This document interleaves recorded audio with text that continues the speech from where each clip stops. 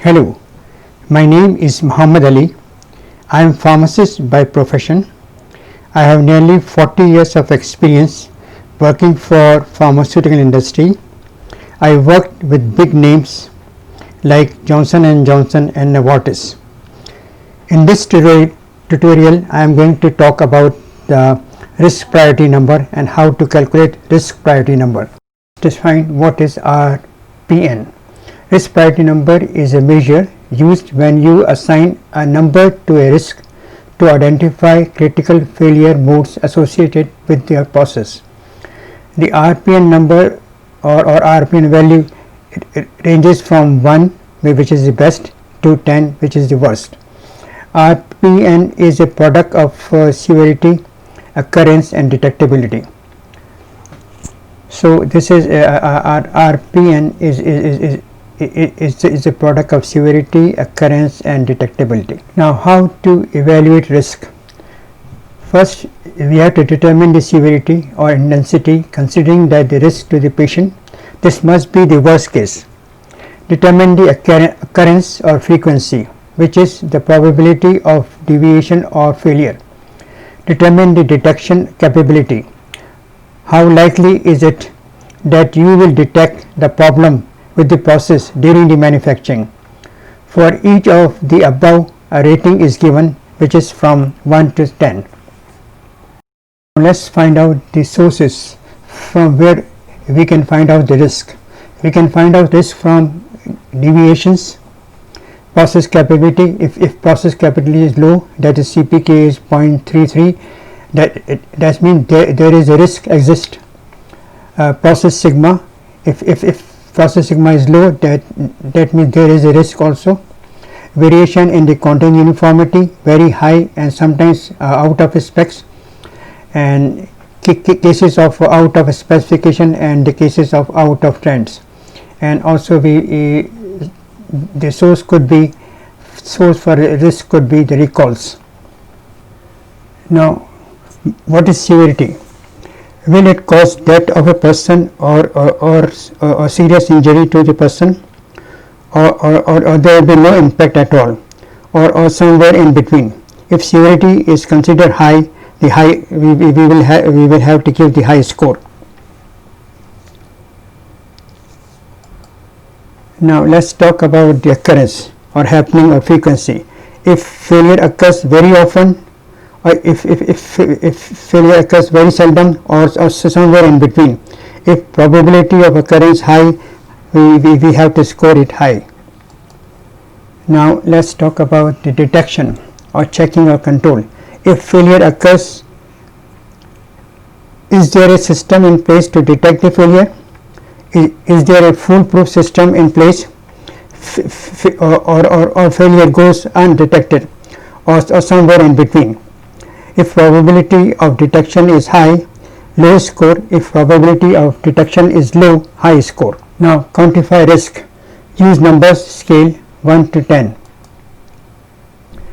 Gauging the scale 1 to 10, severity. For example, for severity 10, patient life is at stake. We have to score it as 10.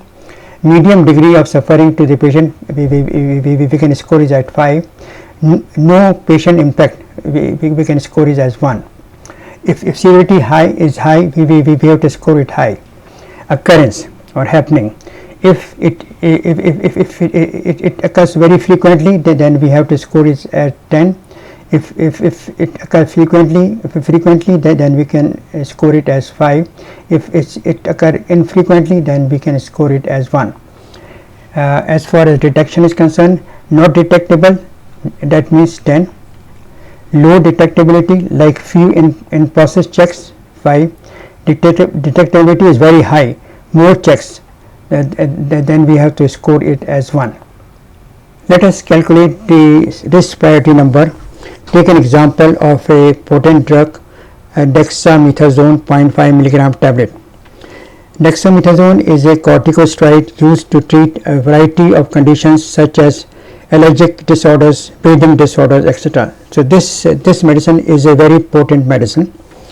Anticipated failure of potent drug like dexamethasone content uniformity of active in tablet mass is poor, which can lead to high and low dose of drug.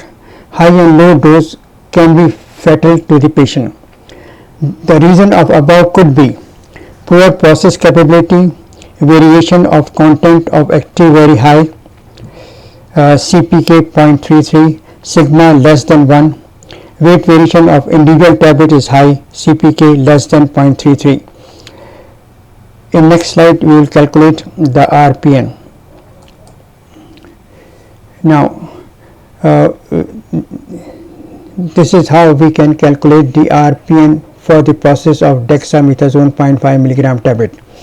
Severity we can score this at 10, as high and low dose can be lethal. It can kill the patient. And let's see, the occurrence is 5.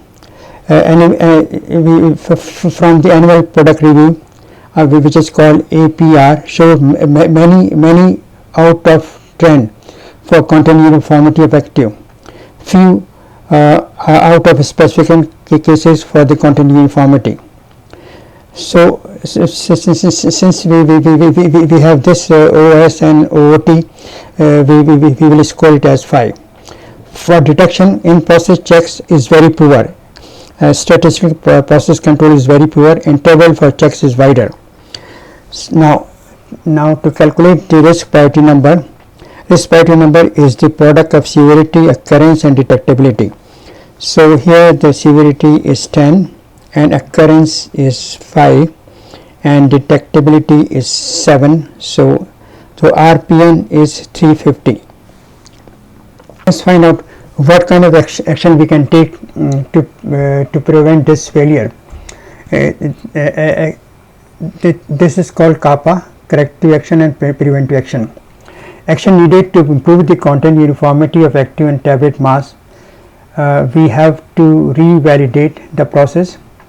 We have to see the mixing time. Mixing time mentioned in granulation process is 10 to 20 minutes, which is quite wider.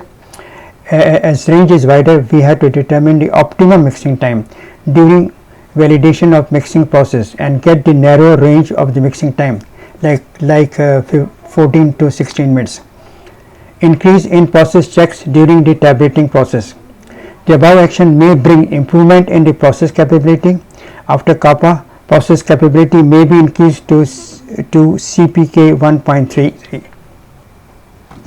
Now this is a chart for our RPN.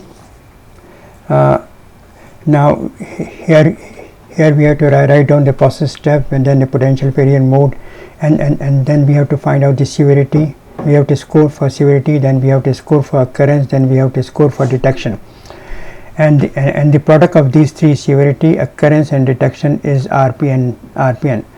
Let's say that in our example it was 350. Now before CAPA and after taking the corrective and preventive action, we again have to find out the RPN by finding out the severity, occurrence and detection. So the RPM must be improved after taking the CAPA. Thank you very much. In the end, I would like to quote Galileo: measure the measurable and bring immeasurable to measurable. Thank you very much.